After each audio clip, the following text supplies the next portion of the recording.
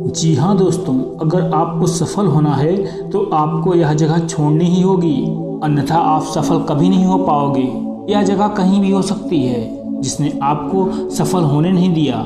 इस जगह के बारे में सभी अच्छी तरीके से जानते भी हैं कि मेरी लाइफ में यह जगह ऐसी है जो मुझे कुछ भी नहीं करने देती, या कहें उस जगह ने आपको निकम्मा भी बना दिया है। और यह जगह दुनिया की सबसे खतरनाक जगह है जहां आप सालों से रह रहे हैं, लेकिन ये आपके दुश्मन के इलाके से भी ज़्यादा खतरनाक जगह है। ये वो जगह है जिसने दुनिया के एक बड़े हिस्से को अपाहिज बना दिया है, या यूं कहें इस जगह पर रहते रहते आप भी अपाहिज हो चुके हैं। इस खतरनाक जगह ने आपके पैरों में बेड़ियां डाल दी हैं जो आपको उड़ान भरने ही नहीं दे रही हैं। इस जगह को आपको तुरंत छोड़ देना चाहिए। यह जगह आपको पता भी नहीं लगने दे रही कि आपकी ज़िंदगी का कितना हिस्सा खत्म कर चुकी है। इस जगह को जानना चाहते हैं तो आपको जानकर हैरानी होगी। यह जगह कहीं और नहीं, यह वही जगह है जहां आप अपने आप को सुरक्षित महसूस कर रहे हैं, जिसे आप अपना कंफर्ट जोन कहते हैं। आपका अपना कंफर्ट जोन जहां आप अपने आप को सबसे सुरक्षित मानते हैं, जिसने आपको इतने दिनों तक बांधे रखा है। इसकी वजह से आपके पैरों में जंग लग चुका है। इस जंग को छुटाकर ही आप कुछ कर सकते हैं, नहीं तो आपको ये जंग एक दिन खोखला बना देगी। यह जंग आपको 30 से 50% तक नष्ट कर चुकी है। इसलिए बेहतर यही है कि आप अपने कंफर्ट जोन को छोड़ दें, तभी आप कुछ करने लायक बन सकते हैं। अपने खतरनाक कंफर्ट जोन को समझने के लिए एक कहानी है। कहानी बहुत छोटी सी है लेकिन गहरी बहुत है। इससे पहले कि आप कहानी में खो जाएं, चैनल को सब्सक्राइब जरूर कर लें। एक बार की बात है, दो पड़ोसी राज्य के राजा आपस में बहुत गहरे मित्र थे। एक बार एक राजा के यहाँ पुत्र का जन्म हुआ। बहुत खुशी का दिन था और खुशी इतनी अधिक थी कि राजा ने अपने मित्र को अपने यहाँ आने का निमंत्रण दिया। दूसरा राजा अपने मित्र के दरबार में आया तो वहाँ उसका बहुत ही भव्य स्वागत किया गया।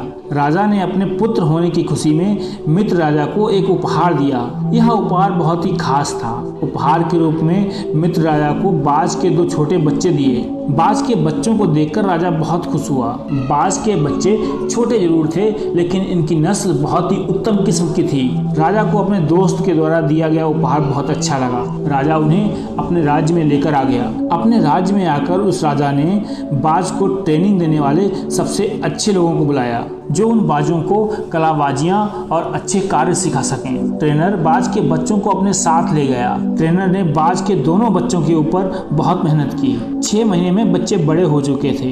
एक दिन राजा ने सोचा क्यों न आज ट्रेनर के पास जाकर देखा जाए कि बाज के बच्चे कैसे हैं और उन्हें उसने क्या सिखाया है। राजा ट्रेनर के पास गया। उसने वहाँ देखा एक बाज तो ऊपर आसमान में अच्छी उड़ान भर रहा था, अच्छी कलाबाजियां कर रहा था, लेकिन दूसरा बाज थोड़ा उड़ने के बाद एक पेड़ के ऊपर जाकर बैठ जाता था। बाज को फिर दोबारा उड़ाया जाता था। बाज थोड़ी देर के लिए उड़ता और फिर नीचे आकर उसी पेड़ पर बैठ जाता। राजा को बड़ा अजीब लगा। राजा ने कहा कैसे भी करो इस बाज को भी उस बाज की तरह ही उड़ना सिखाइए जो बहुत ऊपर उड़ान भरते हुए कलाबाजियां दिखाता है। ट्रेनर को कुछ समझ नहीं आ रहा था, लेकिन उस ट्रेनर का एक मित्र था जो कि किसान था। ट्रेनर ने अपने मित्र को अपनी समस्या बताई कि 2 बाज हैं जिनमें एक तो काफी अच्छी उड़ान भरता है, लेकिन दूसरा कुछ देर उड़ने के बाद एक पेड़ पर जाकर बैठ जाता है। किसान ने देखा कि बाज हर बार एक ही पेड़ पर जाकर बैठता है, तो किसान ने उस पेड़ को ही काट डाला जिस पर बाज हर बार जाकर बैठ जाता था। पेड़ के काटने के बाद बाज को अपने बैठने की जगह नहीं मिली जिस पर बैठने का वह आदी हो चुका था, और अपने साथी बाज के साथ उड़ान भरने लगा। उसने देखा कि दोनों बाज अब एक जैसे ही आसमान में उड़ान भर रहे थे।